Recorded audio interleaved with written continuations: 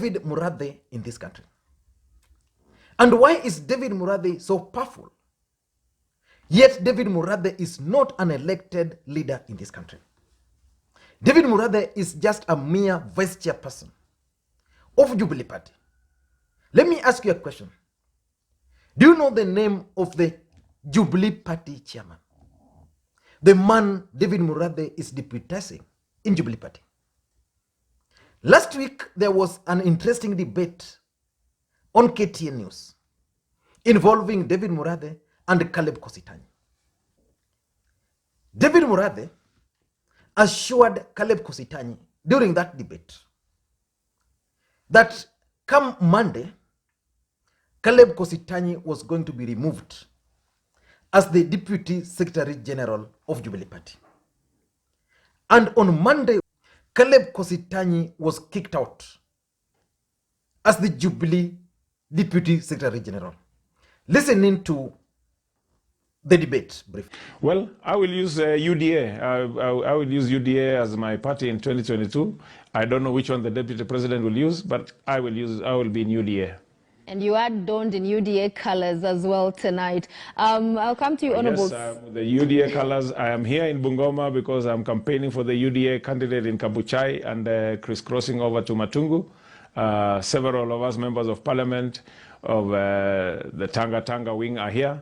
And we've had several very interactive meetings today. Sorry? Will the DP be coming down as well to campaign the for the DP is candidate? not coming down. The DP doesn't need to come down. We can handle this the way we handle Musambweni. This we can handle on our own. We don't need a sledgehammer for this. Right. Thank you very much.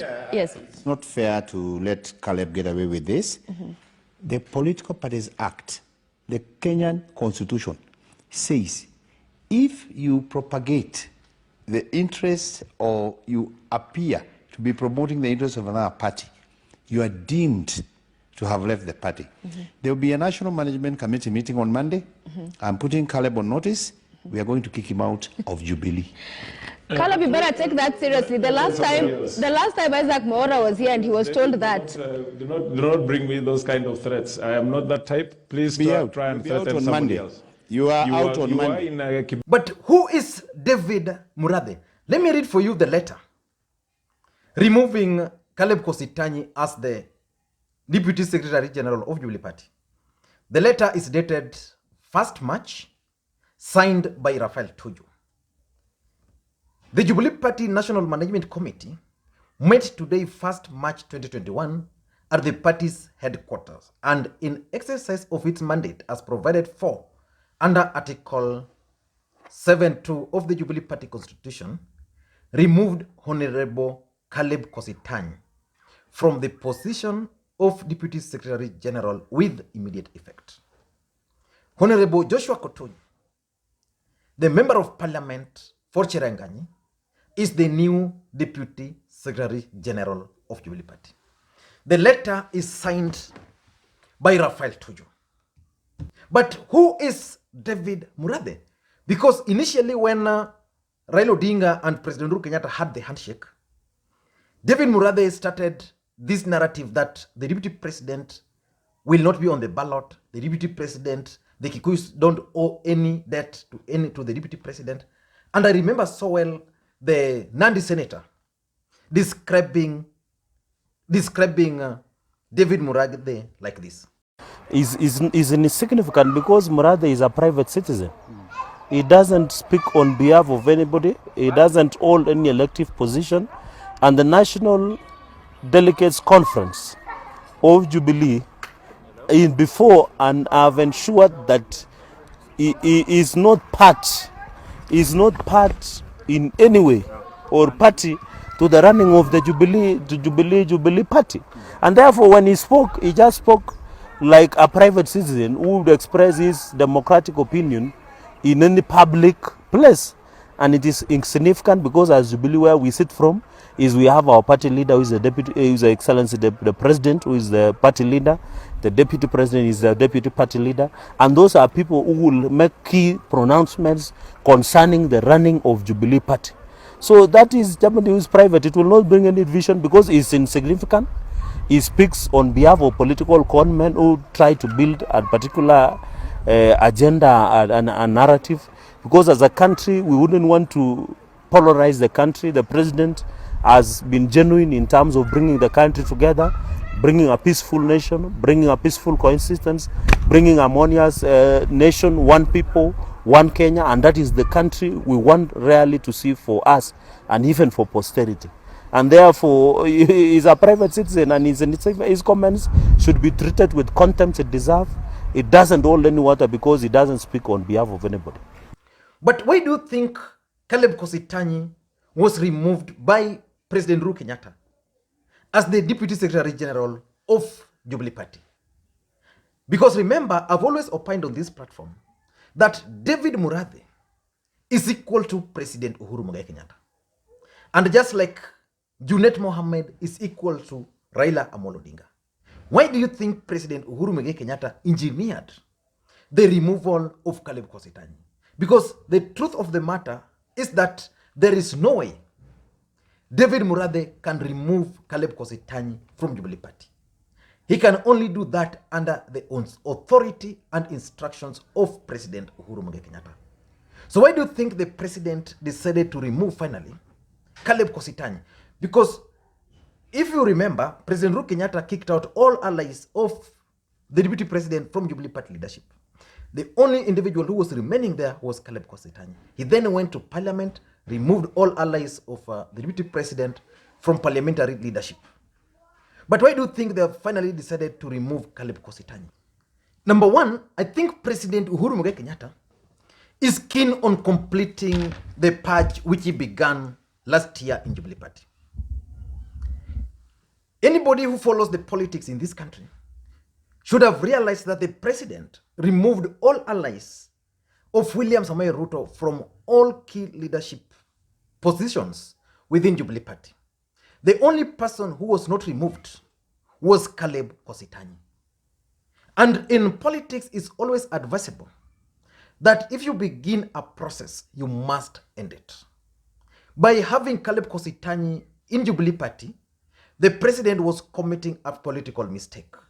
And that's why we witnessed severally Rafael Tuju issuing Jubilee communications and then Caleb Kositany using the same stationery contradicting the Secretary General of the party. So I think the president, in his own wisdom, then decided now to finally remove the only ally of the deputy president, William Samoei Ruto, from the party. Number two, I also think that it's actually a message to the deputy president that is not needed in Jubilee Party. Remember, the deputy president and his allies have formed a political party called the United Democratic Alliance. They are advancing its policies. They are advancing and popularizing that party.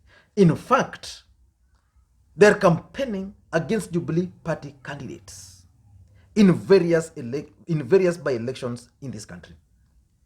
So the president is telling his deputy that there was still chance for you to make your way back into Jubilee Party.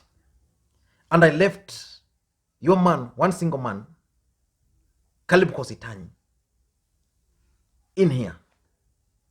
But based on the way you guys have been behaving, I don't think it's tenable. So the president is basically telling his deputy that he's no longer needed in Jubilee Party. That's the second thing. Number three, I think it could be a punishment for Caleb Kositany for campaigning for Jubilee candidates. Remember, these guys were on a debate.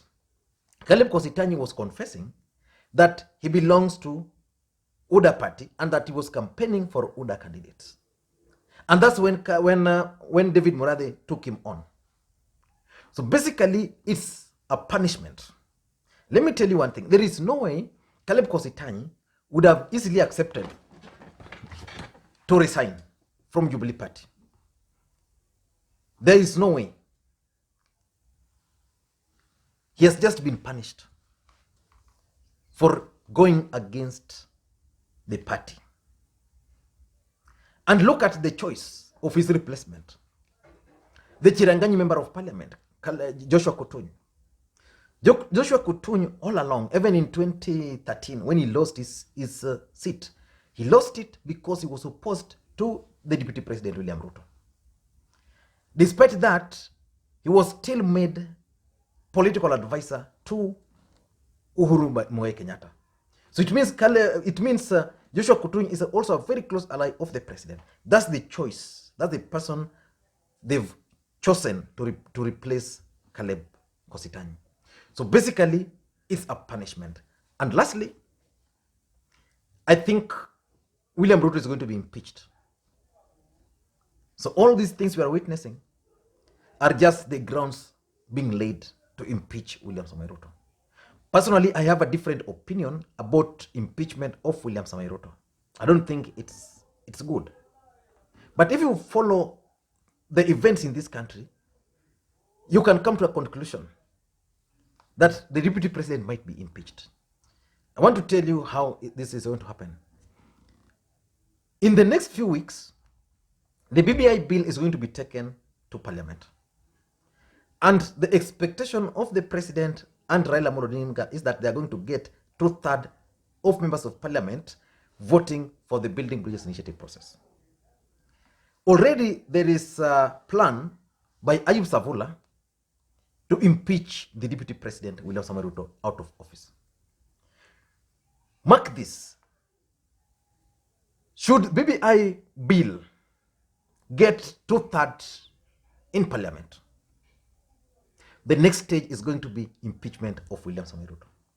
It's going to happen. Because David Murathe also assured Kenyans that William Samoei Ruto eviction party from Karen is also loading. And we know for sure in this country now that if Murathe tells you something concerning Jubilee, they know it's going to happen.